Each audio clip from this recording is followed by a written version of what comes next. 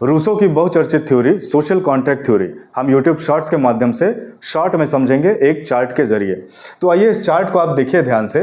इसमें सबसे पहला पॉइंट जो है स्टेट ऑफ नेचर की बात करता है। दरअसल ये स्टेट ऑफ नेचर के माध्यम से रूसो ये बताना चाहते हैं प्री सोसाइटल एरा में, यानी जब समाज का निर्माण नहीं हुआ था तो उस दौर में इंसान स्वच्छंद तरीके से पैदा होते थे, यानी लिबरल तौर पे पैदा होते थे, उनके ऊपर कोई हस्तक्षेप नहीं हुआ करता था। समाज का निर्माण तो हुआ नहीं था, पॉपुलेशन भी बहुत कम थी। ठीक, अगला पॉइंट जब हम देखते हैं तो जनरल विल की बात करते हैं, यानी कि आज के दौर में जब समाज का निर्माण हो चुका है तो ज़रूरी है कि मेरी लिबर्टी जितनी है मैं एंजॉय कर सकूं। ज़रूरी है कि मेरे परिवार का हर सदस्य और मेरे आसपास जितने परिवार हैं उनके हर सदस्य बहुत अच्छे से अपनी लिबर्टी को एंजॉय कर सकें।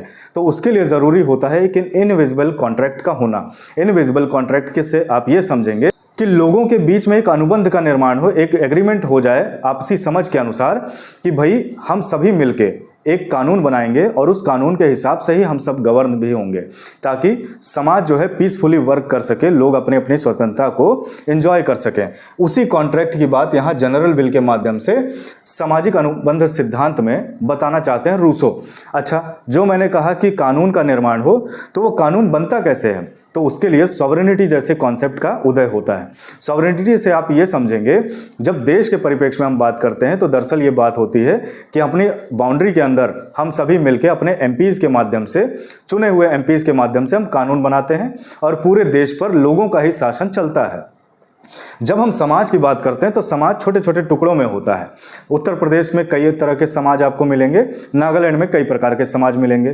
तो यहाँ का भी कानून जो है वो राज्य सरकारें बनाने का निर्माण करती हैं, काम करती हैं। तो उसी को जो है सॉवरेनिटी की भावना कही जाती है कि हम अपने लिए स्वयं कानून बना रहे हैं।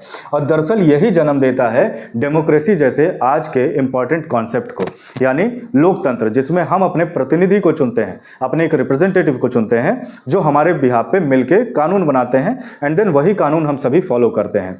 तो इस बात से आप बहुत अच्छे से समझ चुके होंगे कि रूसो का बहुचर्चित सिद्धांत है सोशल कॉन्ट्रैक्ट थ्योरी, किस तरह आपने सिंपल शब्दों में एक चार्ट के माध्यम से समझ लिया।